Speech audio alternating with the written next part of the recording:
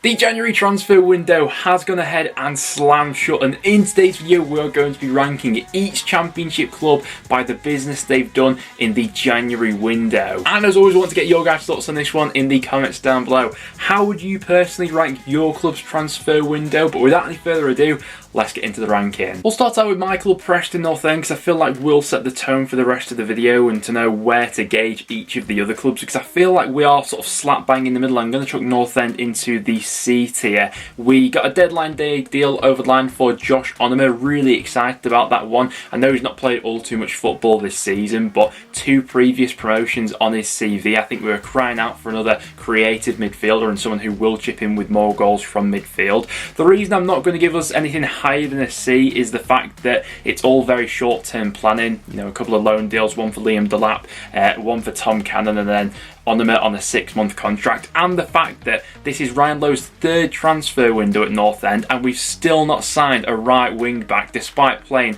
with a formation that requires it. So yeah, baffling to me we didn't get a right wing back in the end, but I am a fan of the players we brought in. I'd say we're about a C for me. We'll hop over to the other side of Lancashire in at Blackpool, and you know what, I actually think they had a better transfer window than us. I'm going to put them into the B tier. I think the signing of Josh Bowler especially could go down as one of the signings of the window, getting him on loan for the remainder of the season. A player of that quality down at the bottom of the championship really could make the difference for Blackpool in terms of, you know, survival this season. Also, since McCarthy came in, signing a couple of more experienced centre halves with the additions of Charlie Goode and Curtis Nelson coming in, a few other additions which I like the look of, Tom Tribal if they can get him up and fit, and overall I think a pretty decent window of business from Blackpool, if I'm honest. Going from one extreme to the other, Swansea, I'm going to have to chuck them in the E tier. They threatened to do a little bit of business on deadline day, but everything fell through for them in the end, obviously.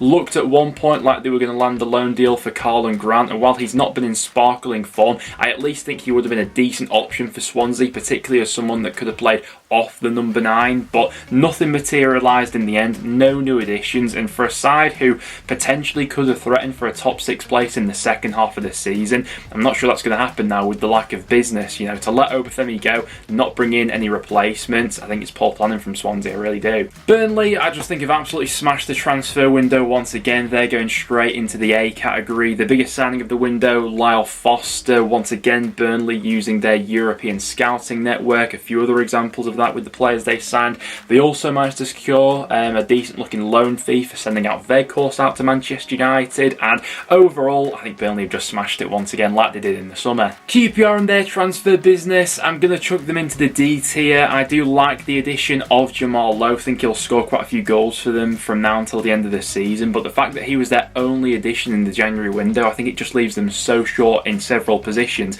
I think they, you know, at the bare minimum could have done with another number 9 coming in, but that didn't materialise in the end. Once again, similar to what we were saying about Swansea, a team who has the structure maybe to push for a place in the top 6, but with that lack of investment in January, feel like that's going to massively hamper them for the second half of the season. Next then, let's go for Sheffield United. They were obviously restricted by the business they could do in the end. There were rumblings towards the end of the window that Sander Berge could have been on his way out of the club. That didn't materialise in the end. I think that's big for their promotion boost. Ultimately, with no incomings, no outgoings, I'll chuck it down as a D. They've not really improved, but they've also not regressed in any fashion. But judging purely off this window, Sheffield United, they're just the same really. With Luton, I'm going to chuck them into the C category. I think I'm somewhere in the middle with them. I think in the circumstances they did quite well, considering they were losing James Bree with his contract expiring at the end of the season. Got a little bit of a fee for him and managed to bring in the adequate cover. And Nakamba coming in also plugs a gap in midfield for the remainder of the season. And then the permanent additions of Taylor and Walton also coming in.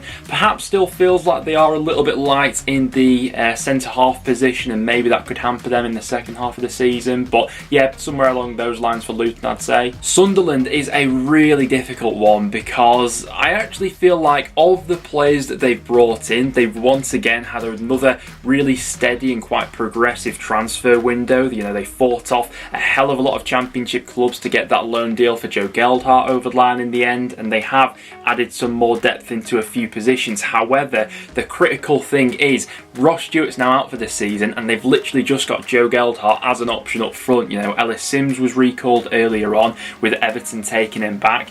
and leaving themselves so short up front seriously could hamper what could have been, you know, a proper charge at the top six in the second half of the season. So if you're going off the players that they brought in, I'd say at least a C. If you're going on the players that they've not brought in and missed out on, you could argue maybe a D, but I'll go in the middle with Sunderland and say it was a C window. Like the business that they have done, but it does feel like they've left themselves incredibly short up front. When it comes to Rotherham United, I actually think they've smashed this January transfer window. I think there's been examples with Rotherham in years gone by when it's got round to January, when it just felt like they'd almost given up and they were resigned to relegation. You know, they were well rooted into the bottom three and they didn't really have much of a go of trying to get out of that situation. This season, it feels totally different to that. Yes, they went ahead and lost Dan Barlaser, but they got a really decent fee for him, over £1 million, considering his contract was expiring at the end of the season. They got that permanent deal done for Jordan Hugill, an experienced championship striker who I think will add plenty to that forward line. And they've also played the loan market really well, bringing in some youngsters. Domingos Quina, really excited to see how he gets on, and also added quite a bit of experience into that back line as well, you know, with that addition of Morrison and things like that. So overall for Rotherham, I'm tempted to say that was an A window. Considering they're working within their budget and resources, I think they've absolutely smashed it. It's been a funny old transfer window for Blackburn Rovers. Now, as of recording, any sort of potential deal for Lewis O'Brien has not gone through. That might have changed by the time you guys are watching this, but as of right now, their only addition for the January window was Sorba Thomas. And overall, I'm going to chuck them into the D category. I think there were a few failings from Blackburn in this window. Obviously, we all knew the situation surrounding Ben Brereton Diaz coming into this one. The fact that his contract is going to expire at the end of the season. This was theoretically their last chance to cash in on him. There have been some rumblings that, you know, potentially a pre-contract agreement is in place already for him to go abroad to Spain at the end of the season, but that's the least of their worries at the moment, because there were a few areas of the pitch which needed to be plugged up. They did get that deal done for Sorba Thomas on loan for the remainder of the season. Whatever, you know, maybe Huddersfield fans have made of him this season, I do think he'll add something a little bit different to that Blackburn squad. But the fact that they had a potential deal on the table for Lewis O'Brien and they didn't get the paperwork through or whatever on time in the end, I mean, it's absolutely shocking stuff. I'd have to put it down as a D window overall for missing out on the potential of that deal. Where it leaves Blackburn now compared to some of the other clubs around them who had far better transfer windows in January, yeah, I'd say D for Blackburn. Coventry, somewhere in the middle with them. I'd say they've had a C tier window. I think the most important thing from a Coventry perspective was the fact they kept hold of their big hitters, and in the end they went ahead and did that. You know, Gyökeres and Gustavo Hamer still at the club. Steady additions, what they've made on a sort of short-term planning basis. They needed to strengthen their back line. They've gone ahead and done that, adding a centre-half and 2 wing-backs on loan, and also with that addition of Shawnee Maguire, who I'm still not totally convinced by as a signing, having watched him at Preston over these last few years, but he's got a point to prove at Coventry. He signed until the end of the season. Next then for Stoke City, who I'd say probably rescued their window towards the end of it. I'm going to chuck them into the B category, particularly with that signing of Ben Pearson on deadline day. Don't know how they managed that one in the end, but outrageous bit of business from Stoke. Speaking as a Preston fan, you know, I'd argue Ben Pearson's probably been the best player I've seen at North End since I started going on regularly in around about 2008, and I think he'll add so much to this Stoke midfield who's been crying out for a player like Pearson for the last few years really. A couple of positions that Stoke have worked on. I think they've got an upgrade in the goalkeeper department with Sarkic coming in for the remainder of the season. They've probably done their best to go ahead and add some more options to that back line with the outgoing Harry Souttar, who they did manage to secure a decent fee for. You know, if they do keep Twanzebe fit for the remainder of the season, I think that's a good addition as well. And then someone like Salina's a bit more of a wild card. But overall, I'd say that Stoke are coming out of this window looking pretty healthy, considering they got a decent fee for Souttar and where they've sort of invested that. But once again, a lot of short-term planning with a lot of loanees coming in. Next then for Norwich City, I'd suggest a solid window all round really. It was a fairly quiet one in at Carrow Road. They had the departing Jordan Hugill and Todd Cantwell incoming, Marquinhos coming in from Arsenal, who I am a big fan of. I've seen a few glimpses of him in the Europa League and looking forward to seeing what he can add to this Norwich squad. Overall, it was quite quiet, but I'm going to give them a B. I don't think they were in need of that much, to be honest, given how much is already there in the squad. I rate the signing of Marquinhos, and I think that having a fresh start for Cantwell going elsewhere and Norwich securing a bit of money for him, I think is decent all round. For Millwall, I'm going to chuck them into the C category, I think. A couple of additions in the front end of the pitch which give them something a little bit different.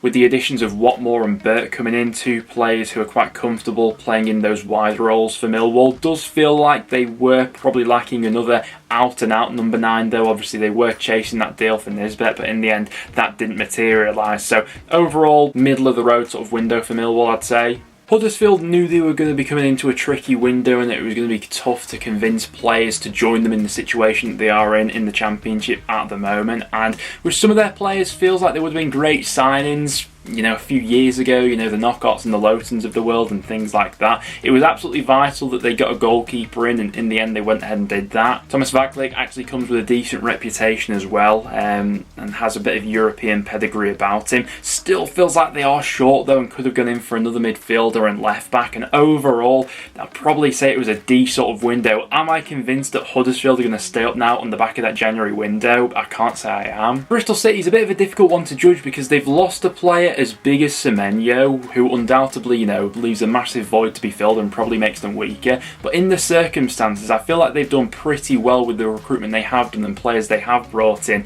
They got a relatively decent fee for Semenyo, I think just over that 10 million mark in the end. Perhaps could have bargained a little bit more than that, but with the additions of, you know, Cornick and Mehmeti coming in, overall for Bristol City, I'll put it down as a C window. I think I'm interested to see how that team functions without Semenyo because he's been so vital, especially on the start of this year. With Middlesbrough, they were quite concise with the business that they did, but I think they've upgraded in several positions. The permanent deal for Dan Barlaser, I think, is an absolutely brilliant deal for Middlesbrough. We all knew they were in need of another holding midfielder. I think he adds some real quality into that position. Then with two really high quality loanees as well, with Cameron Archer and Ramsey coming in. Honestly, I'm tempted to put Middlesbrough right up there. I think they've had one of the best transfer windows that a Championship club has had in January, and they've given themselves every chance of a top 6 finish come the end of the season because of those additions, I'd say. I think Cardiff fans were expecting a pretty tough window given they were placed under an embargo at the start of it. They managed to work their way around that and in the end did bring in one signing,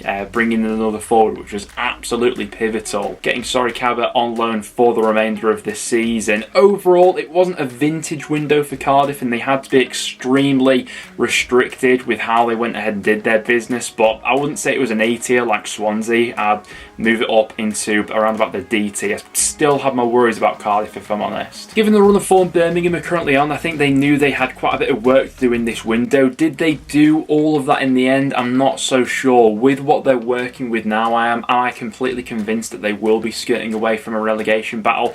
I'm not sure I can say that. I'd say wherever you place Birmingham on this tier list sort of rates to how highly you rate the signing of Rida Kadra on loan for the remainder of the season, because that was their big deal, all things considered. Don't think that Kevin Long has had a brilliant impact since coming in so far. Longello, obviously they got on a permanent basis, but he was already there on loan. Overall for Blues, I think I'm tempted to chuck them in the D category, potentially C if Kadra scores the goals from now to the end of the season to get them over the line and keep them up. But all things considered, it was probably quite a similar window to QPR actually, where, you know, QPR brought in Jamal Lowe, Birmingham brought in Rida Kadra, but they just left themselves looking so threadbare in other areas. West Brom, I wasn't expecting tons of business from. They did get a few deals done towards the end, and Nathaniel Chalobah and Albrighton both joining them. They also got Kenneth Sahor off the wage bill, trying to shift Colin Grant as well, but in the end that move didn't go through.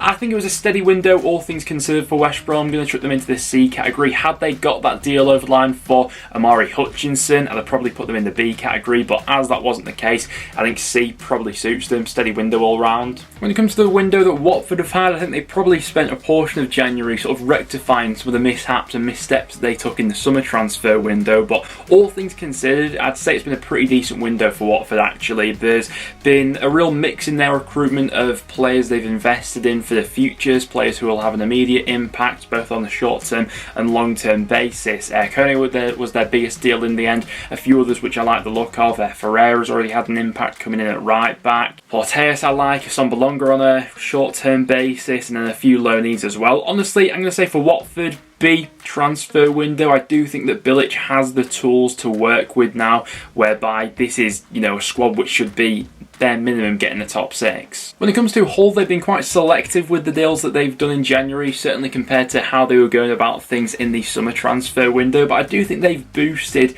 their squad in this window. Wasn't totally convinced by the Connolly signing originally because of how he looked in the Championship previously, but he's really hit the ground running. I think Ebio is a fantastic signing, Darlow coming in as well, and obviously that other addition that they had who will be joining up with the squad later on.